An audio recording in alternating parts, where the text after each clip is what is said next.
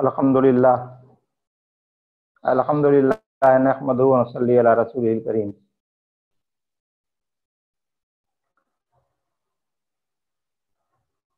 تمام حاضرین و سامعین و ناظرین، آپ تمام لوگوں کو بہت ساری باتیں بتائی جا چکی ہیں، بہت کچھ سمجھایا جا چکا ہے۔ اصول و ضوابط سمجھائے جا چکے ہیں، قواعد بتائے جا چکے ہیں۔ اب ان کے اوپر عمل کرنا آپ کا کام ہے کہ کیسے عمل کیجیے، ان اصول و ضوابط کے اوپر عمل کرنا۔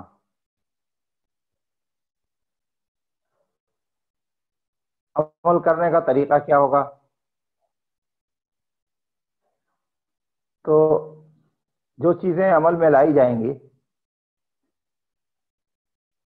جن کے اوپر عمل کرنا ہے، اس سے پہلے ایک چیز آپ کو اور بتا دیں کہ تمام چیزیں جو آپ کو بتائی گئی ہیں ان کا آپس میں کنیکشن کیسے ہے۔ جیسے لطائف، روح، قلب، عقل، نفس اور انرجی، پاورز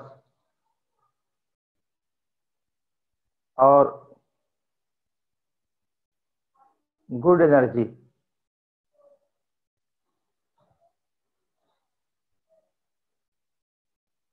اور بیڈ انرجی، اور پھر اپنے خود کی انرجی، یعنی باڈی کے اندر جو انرجی ہوتی ہے گڈ، باڈی کے اندر انرجی ہوتی ہے بیڈ۔ پھر باڈی سے باہر پوری فضا میں، پوری کائنات میں، پورے یونیورس میں گڈ اور بیڈ انرجی ہوتی ہے۔ یہ سب چیزیں آپ کو بتائی جا چکی۔ یہ میرے خیال میں 17 یا 18 ایپیسوڈ ہو چکا۔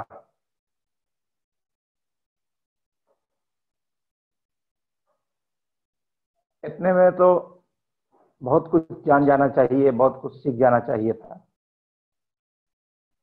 لیکن بہرحال بہت سے لوگوں کو اس میں دلچسپی نہیں لگی، بہت سے لوگوں کو لگی، بہت سے لوگ آئے اور چلے گئے۔ اس کی وجہ یہ ہے کہ ایک ذہن میں یہ ہے کہ یہ تو بڑی معمولی سی چیز ہے۔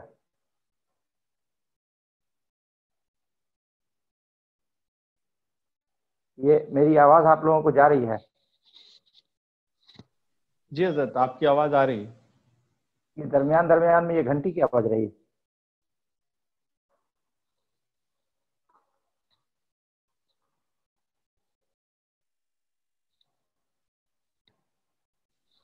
جی حضرت ٹھیک ہے، آپ گھنٹی نہیں آئے گی۔ اچھا،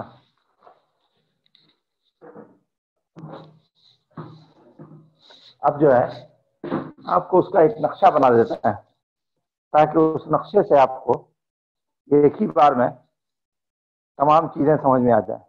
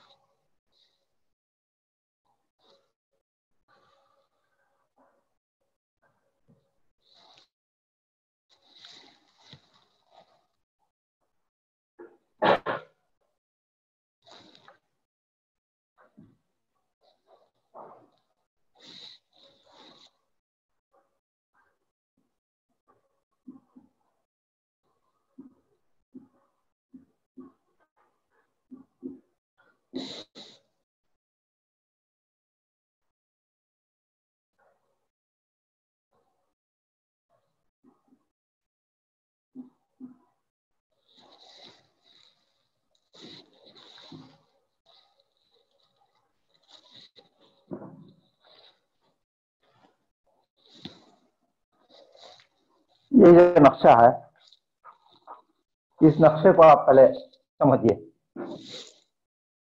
اس میں یہ ایک دائرہ ہے، اس دائرے سے باہر اس کائنات کا دائرہ ہے، یہ اس سے باہر، اس کائنات سے باہر اللہ کی طرف سے خیر آتا ہے جو روح پر آتا ہے. روح کے بارے میں بتایا جا چکا ہے. اس روح، یہ پورا دائرہ روح کا ہے. اس روح کے دائرے میں کے اندر ایک دائرہ قلب کا ہے، ایک دائرہ عقل کا ہے اور ایک نفس کا ہے. نفس نیچے کے دائرے کی طرف ہے، لال نشان سے ہے. یہ خیر کا نہیں ہے، یعنی یہ نیگیٹو انرجی یہاں سے جاتی ہے. تو نیگیٹو انرجی کو لے جانے والا سب سے پہلے جو ہے وہ شیطان ہے. نیگیٹو انرجی نفس تک پہنچاتا ہے. اور یہ دنیا کی محبت، دنیا کی رنگینی، دنیا کی خوشنمائی، یہ نیگیٹو انرجی کو نفس تک پہنچاتی ہے. اب نفس تک پہنچنے کے بعد یہ نفس قلب پہ اثر کرتا ہے، عقل پہ اثر کرتا ہے اور پھر روح پہ اثر کرتا ہے. نیگیٹو انرجی جب پہنچتی ہے تو اب کرنا یہ ہے کہ اللہ تبارک و تعالیٰ نے ایک چیز رکھی، آخرت، جہاں اللہ تعالیٰ اپنی نعمتوں سے مومن بندے کو نوازتا ہے اور خیر اور بھلائی عطا کرتا ہے، نعمتیں عطا کرتا ہے اور اس کے بعد جنت کا فیصلہ کرتا ہے. تو وہ آخرت اب اس کی طرف رغبت دلانے کے لیے اللہ تبارک و تعالیٰ کا پیغام ہے. اللہ کا پیغام، اللہ کے احکام، قرآن ہے، حدیث ہے، تفسیر ہے اور نبی کریم صلی اللہ تعالی علیہ وسلم کی سنت اور ان کا طریقہ ہے رغبت دلانے کے لیے. تو وہاں سے جب آتا ہے یہ آتی ہے پازیٹیو انرجی یہاں سے اللہ کی جانب سے. تو یہ پہلے روح کے اوپر اثر انداز ہوتی ہے. اسی لیے کہتے ہیں کہ پہلے روح پاکیزہ تو سب پاکیزہ. ادھر سے یہ نفس کے اوپر اثر انداز ہو رہی ہے. اب یہ دونوں درمیان میں ہے. اب اس کے اوپر کون قبضہ کرتا ہے؟ نفس قبضہ کرتا ہے عقل پہ اور قلب پہ تو سب برباد ہو جاتا ہے. اور اگر روح کے اثرات پڑ گئے عقل پہ اور قلب پہ تو اس کا دو نتیجہ نکلتا ہے. پہلا نتیجہ نکلتا ہے یہ کہ نفس لوامہ، وہ نفس کہ جو اپنے گناہوں کا، اپنے خطاؤں کا ادراک کر کے سمجھتا ہے کہ ہم نے غلطی کی ہے اور اس کے اوپر نادم ہوتا اور اس کا نتیجہ پھر دوسرا نکلتا ہے. نادم ہونے کے بعد عقل سوچتی ہے، یہ عقل ندامت کے بعد عقل سوچتی ہے کہ ہم نے جو کیا اس کو بدلا کیسے جائے. ہم نے جو گناہ کیا تو وہ توبہ کرتا ہے اور اپنے اخلاق و تہذیب کو بہتر بناتا ہے.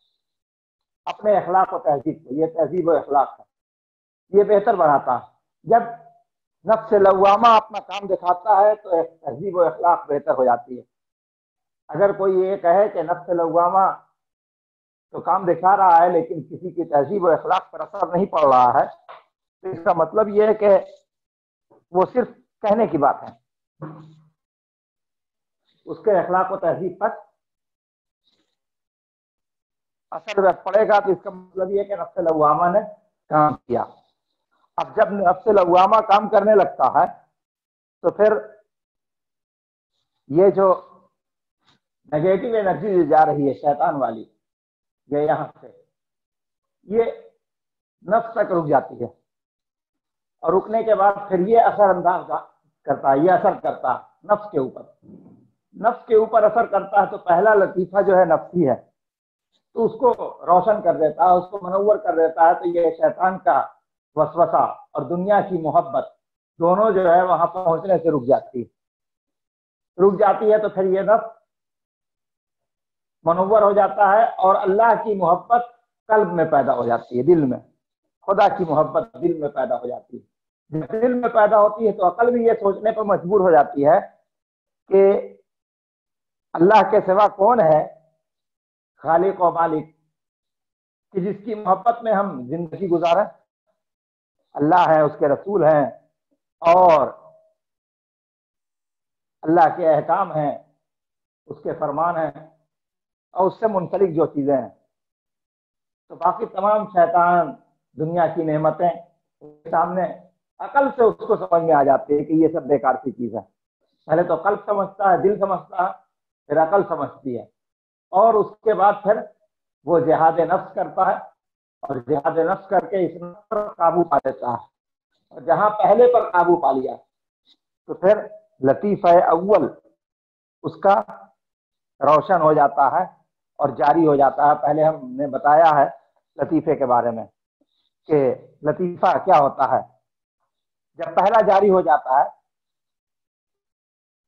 پہلا لطیفہ، اب اس کے بعد پھر دوسرے اور تمام لطائف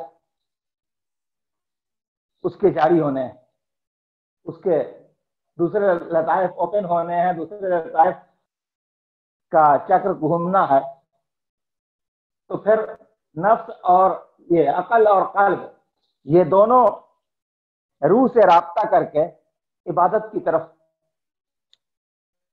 روح جو ہے اس کو لے جاتی ہے، ذکر الہی کی طرف، اللہ کے نام کی طرف۔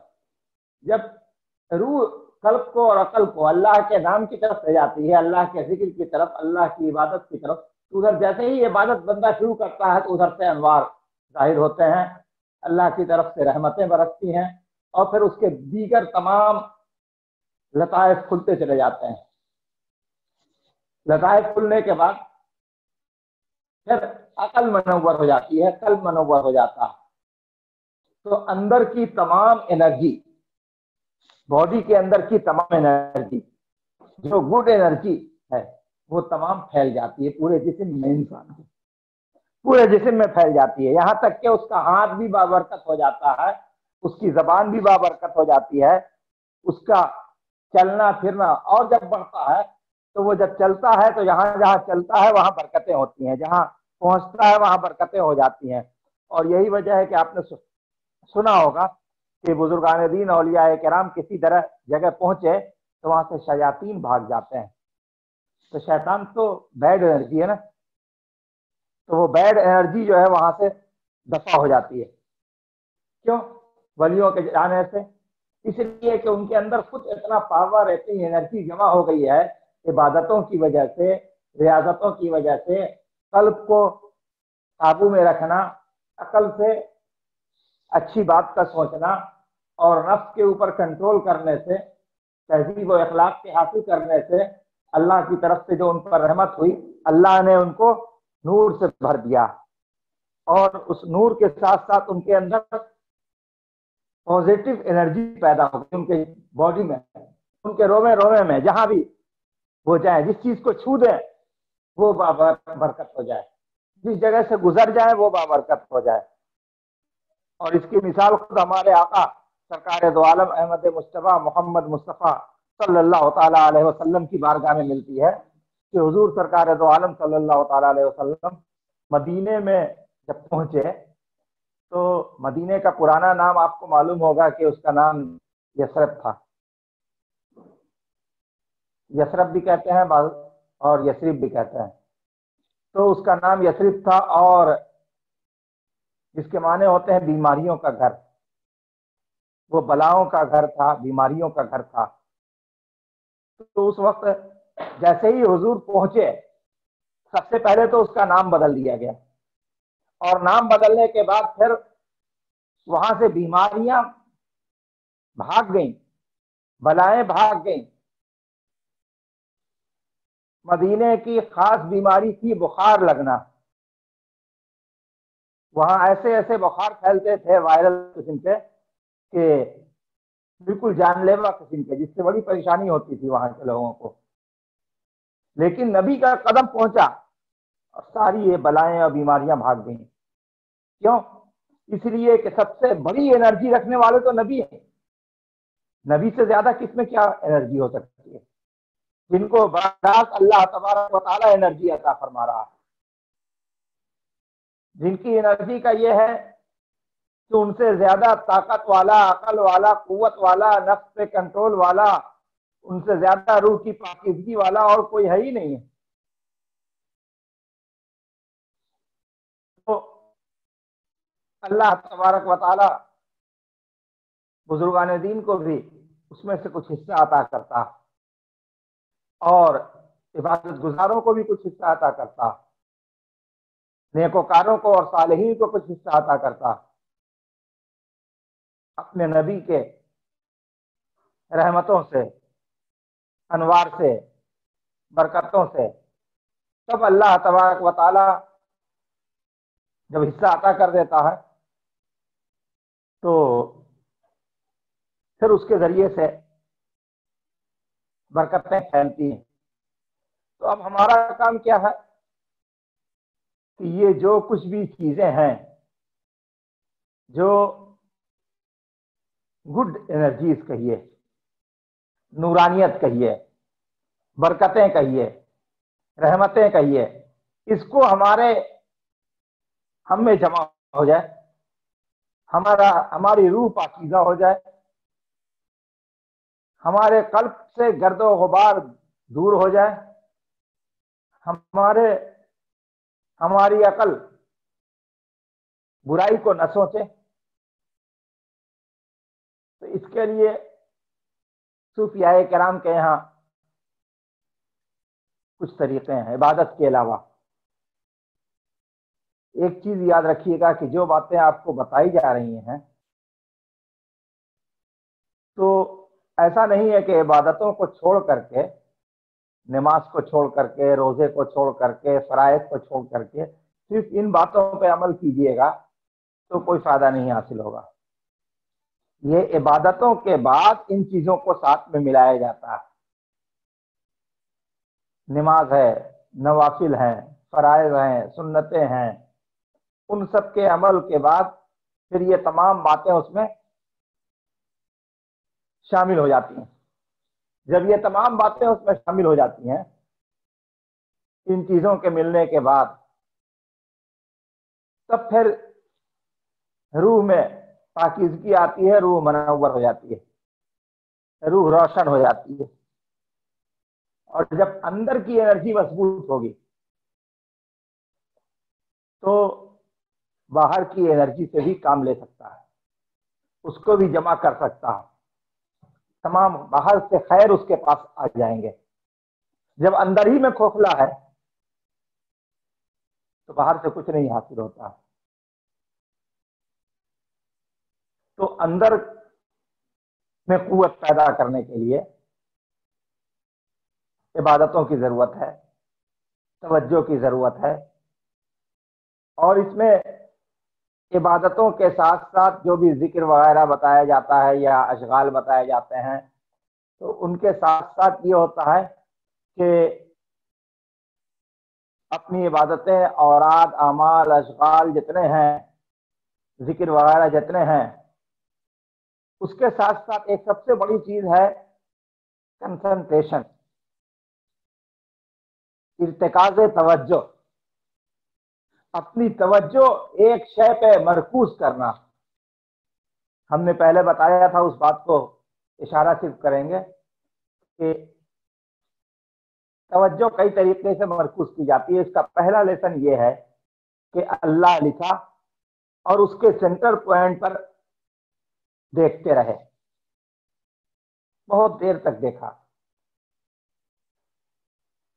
اور پھر دیکھتے دیکھتے جب کچھ وقت تک دیکھ لیا، عادت ہو گئی دیکھتے رہنے کی، تو پھر دیکھتے دیکھتے آنکھ بند کر لیا. تو جب ہمیشہ دیکھتا رہے گا اور اس کے بعد دیکھتے دیکھتے جب آنکھ بند کرے گا تو آنکھ بند کرنے کے بعد بھی اس کا عکس آنکھوں میں رہے گا. یہی ہے ارتکاز توجہ. توجہ کو، کنسنٹریشن کو ایک جگہ پر جمع کر دینا، اور اس وقت سوچنا بھی ادھر ادھر کی بات نہیں ہے. یعنی اگر دیکھا اور دیکھنے کے بعد آنکھ بند کیا، اس کی توجہ اس کی آنکھ میں آ گئی، تو اس کے بعد دماغ کو بھی اسی کی طرف لگانا ہے، ذہن کو بھی اسی کی طرف لگانا ہے، اور دوسری باتوں سے کنارہ کش ہو جانا ہے. اور جب ایسا کرنے لگیے گا نا تو آپ کو بہت فائدہ ہوگا. یعنی جس کو کہیے کہ بہت ریلیکس محسوس کیجیے گا، اور تمام برے خیالات جو دماغ میں آتے ہیں اس کو نکالنے کی کوشش کرنا. پہلے تو جس وقت توجہ کیجیے گا اس وقت نکلے گا، پھر بعد میں جب یہ پریکٹس ہو جائے گی، مشق ہو جائے گی، تو آپ جس وقت بھی برا خیال آیا فوراً خیال آیا کہ ہم توجہ کرتے ہیں اللہ کے نام کی طرف، تو وہ برا خیال نکل جائے گا دل سے، شیطان دور بھاگ جائے گا. یا تو شیطان کی طرف سے آئے، یا نفس کی طرف سے آئے، یا دنیاوی لالچ کی طرف سے آئے، جہاں وہ حشم کے لالچ کی طرف سے آئے، تکبر کی وجہ سے آئے، کسی بھی وجہ سے آئے گا وہ دور ہو جائے گا. لیکن اس کو کرنا پڑے گا. یہ ایک دن 2 دن 4 دن کرنے کی چیز نہیں ہے، یہ ساری زندگی کرنے کی چیز ہے، توجہ کرنے کی. یہ پہلا لیسن ہے.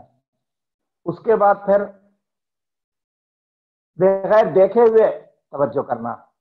کہ سامنے دیکھنا نہیں ہے، بغیر دیکھے ہوئے آنکھ بند کیا اور توجہ کیا کہ ہم دیکھ رہے ہیں اس لکھے ہوئے کو. اس کے بعد پھر اس لکھے ہوئے کی طرف توجہ نہ کر کے جس کو ہم بہت زیادہ پسند کرتے ہیں اس کی طرف توجہ کرنی ہے. تو صوفیاء کرام کہتے ہیں کہ سب سے پہلے اپنے پیر کی طرف توجہ کرنی ہے. اس کے کسی ایک وقت کے کسی ایک لمحے کی شکل و صورت اور شباہت کو کے اوپر ذہن میں رکھ کر کے آنکھ بند کر کے 15 منٹ 20 منٹ تک بیٹھے رہنا ہے، اور بس انہی کا خیال رکھنا. اور پھر اس کے بعد پھر نبی پاک سرور کائنات صلی اللہ تعالی علیہ وسلم کی طرف توجہ کرنی ہے. تو ان کی طرف جو توجہ ہوگی وہ توجہ تھوڑا مشکل ہوتی ہے کہ دیکھا نہیں ہے، تو ان کے گنبد خضرا کی توجہ کیجیے. اس کو دیکھا بھی ہے، یعنی جو تصویر میں دیکھا ہے. سنہری جالیوں کی طرف توجہ کیجیے. تو اس توجہ میں جب ملکہ ہو جائے گا، یعنی مشق ہو جائے گی اور اس کا ماہر ہو جائے گا، تو جیسے ہی توجہ کیجیے گا لگے گا کہ ہم وہاں پہ سامنے میں موجود ہیں. تو اس توجہ سے ہی بڑا کام ہوتا ہے کہ ساری انرجی کو ہم جو کام میں لائیں گے وہ اسی توجہ کے اوپر کام میں لائیں گے. کہ ہماری توجہ، ہمارا کنسنٹریشن بہت مضبوط ہونا چاہیے. اتنا مضبوط ہونا چاہیے کہ جب ہم توجہ کیے ہوئے ہوں تو آس پاس کی چیزوں سے بے خبر ہو جائیں.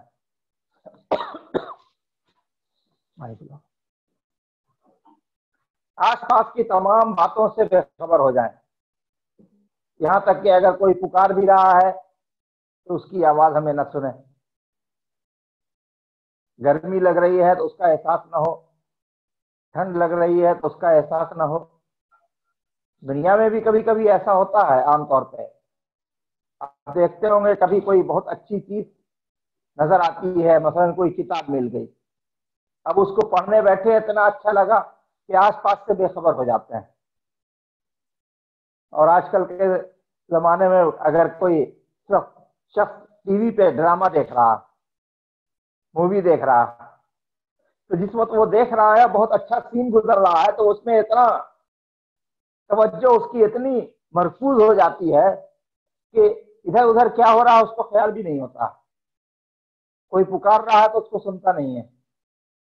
تو جب ان چیزوں کی طرف ہماری توجہ اتنی زیادہ ہو سکتی ہے تو اللہ کے رسول اور اللہ کی طرف کیوں نہیں ہو سکتی ہے، اپنے پیر کی طرف کیوں نہیں ہو سکتی ہے. کہ جب توجہ کرنے بیٹھے تو ہم کو کچھ نظر نہ آئے. हम सिर्फ उन्हीं को देखें, उन्हीं को सोचें, उन्हीं के बारे में गुफ्तगू करें, उन्हीं के बारे में बात करें, तब हमारी तवज्जो आगे कामयाब होगी और इससे बहुत सारा काम होगा। और यही तवज्जो है कि दुआओं की कबूलियत इससे होती है। इसलिए कि हम दुआ करते हैं ना, एक तो अपनी जबान में नहीं किया, अरबी में किया, तो हमको पता ही नहीं कि हम क्या पढ़ रहे हैं। दूसरे ये कि अगर अपनी जबान में भी किया तो एक रस्म के तौर पर हम बोलते चले गए, हमको ये मिल जाए, हमको ये मिल जाए, हमको ये मिल जाए, लेकिन हमको उसकी तरफ तवज्जो नहीं होती है, उसकी तरफ ख्याल नहीं होता है कि हम जिससे मांग रहे हैं उसकी तरफ तो तवज्जो हो। एक भिखारी भीख मांगता है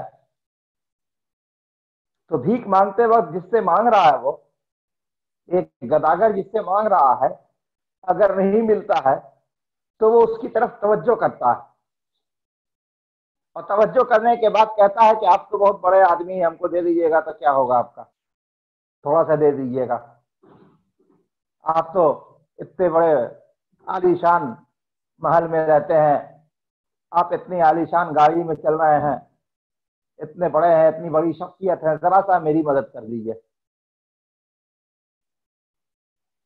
और हम जब अल्लाह से कहते हैं तो बस दुआ मांग लिया। कभी हमने कहा तवज्जो करके, क्या अल्लाह तेरी शान बड़ी है, तू हमें दे दे। और जिस वक्त ये कह रहे हो तो उसकी शान जो है हमारे जहन में हो, उसकी अजमत हमारे जहन में हो, उसका मर्तबा हमारे जहन में हो, उसकी कुदरत हमारे जहन में हो। हम मांग तो रहे हैं अल्लाह से, लेकिन जहन में यह है कि दुनिया में कोई ऐसा इंतजाम हो जाए कि हमें ये सब चीज मिल जाए। उस इंतजाम का ख्याल हम छोड़ दें, सिर्फ मांगे उसी से, तो वो दुआ जल्दी मकबूल होती है। अल्लाह तबारक व तआला कहता है कि इसकी पूरी तवज्जो मेरी तरफ है और वो हमसे मांग रहा है, दिल भी मेरी तरफ है, जबान भी हमसे मांग रही है और सोच भी हम ही को रहा है, लिहाजा इसको दो। इसका पहला फायदा यही होता है। बुजुर्गान दीन औलियाए किराम की दुआएं मकबूल होती हैं, वहां पहुंचती हैं और अल्लाह ताला उनकी दुआओं को कबूल करता है। क्यों? इसलिए कि वो तवज्जो से मांगते हैं। कई ऐसे लोग हैं जो दुआएं करते हैं तो उनको कबूलियत उसको मिलती है। एक तो वो कि जो बीमार हो, वो जब दूसरे के लिए दुआ कर दे तो उसकी दुआ से बड़ा फायदा होता है। क्यों? कि वो जब करेगा तो तवज्जो के साथ करेगा, किसी को खुद बीमार है तो उस तकलीफ का एहसास उसको जो हो रहा है, इसलिए वो दूसरे की तकलीफ के लिए दुआ कर रहा है। मुसाफिर, वो सिर्फ अपने सफर का उसको ख्याल है, दुनिया का, दुनियादारी का ख्याल, मुसीबतें, सफर की मुश्किलात उसको सामने है और उस वक्त वो दूसरे के लिए दुआ करेगा, खुद मुश्किल में रहते हुए, तो उसकी दुआ जल्दी कबूल होती है। इसका ये पहला फायदा। अब उसके बाद इंशाअल्लाह ताला और भी फवायद हैं तवज्जो के, कि अपनी तवज्जो को यकजा करने के लिए वो इंशाअल्लाह ताला आइंदा बयान किया जाएगा। शर्त यह कि सिर्फ बयान करने से नहीं होगा, आप कुछ कीजिए। इतनी मेहनत जो करवा रहे हैं, इतने इंतजामात किए हैं, ये हमने अपने लिए थोड़ी किया।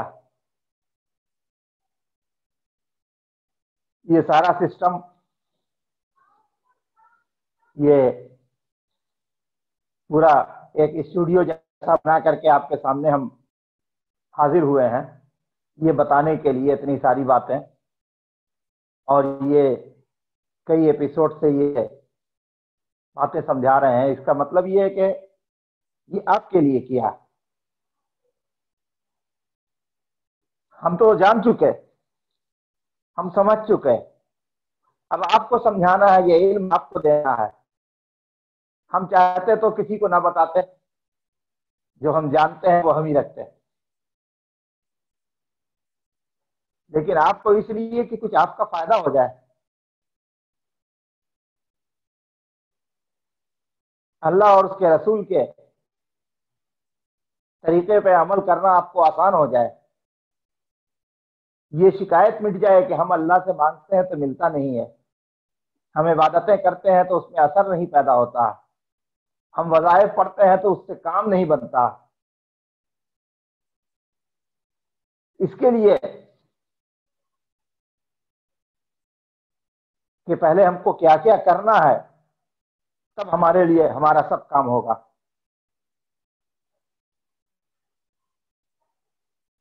یہ سارا انتظام ہر وقت نکال کر کے آپ کے سامنے موجود ہونا ایک جگہ پر،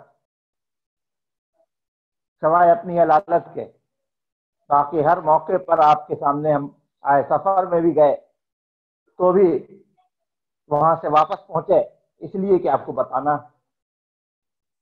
لیکن افسوس یہ ہوتا ہے کہ بہت سارے لوگ جو شروع میں آئے پسند بھی کیا انہوں نے، لیکن اب ان کے پاس اتنی توجہ نہیں، آج موقع نہیں ملا، ذرا طبیعت سستی، آج ذرا ایسے ہو گیا ویسے ہو گیا۔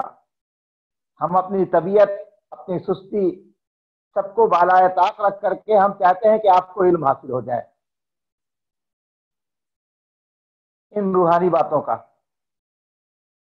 تو سیکھنے والے کو تو زیادہ کوشش کرنی چاہیے نا کہ آپ سیکھیں اور عمل پیرا ہو جائے اس پر۔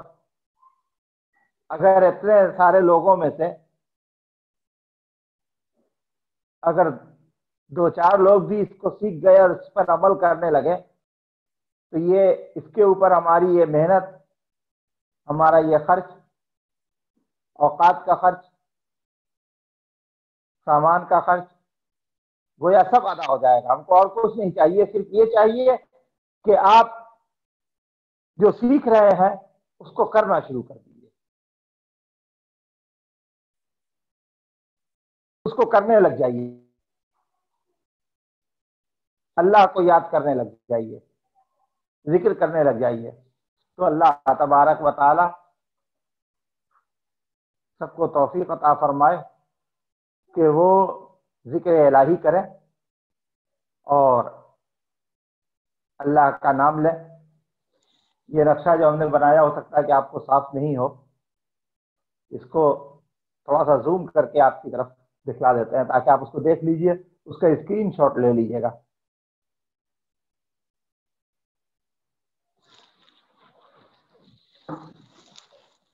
نیچے ہاں ہوگا، بس بس اس کا اسکرین شاٹ لے لیجئے تاکہ آپ کو سمجھنے میں آسانی رہے گی،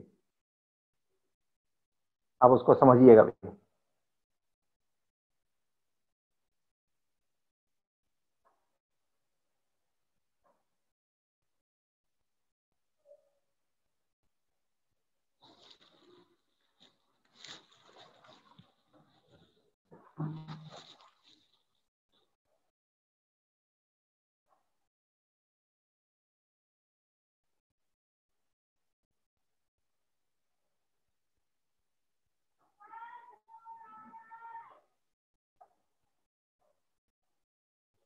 تو یہ باتیں آج آپ کو بتائی اور ہم امید کرتے ہیں کہ اس کے اوپر عمل کیجیے گا۔ اللہم صلی علی سیدنا نبینا مولانا محمد وعلی آلہ وصحبہ اجمعین۔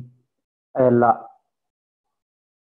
دین کی، تصوف کی، بزرگوں کی باتیں بیان کی گئی تھیں، قبول فرما۔ اے اللہ، ہم لوگوں کے دل کو، دماغ کو، ذہن کو، سب کو روشن فرما دے، روح کو منور فرما دے۔ اے رب العالمین، دین پہ چلتے رہنے کی توفیق عطا فرما دے۔ بزرگان دین اور اولیاء کرام کے بتائے ہوئے طریقے پر کے مطابق سنتوں پہ عمل پیرا ہونے کی توفیق عطا فرما دے۔ اپنے حبیب سرکار دو عالم صلی اللہ تعالی علیہ وسلم کی محبتیں عطا فرما دے۔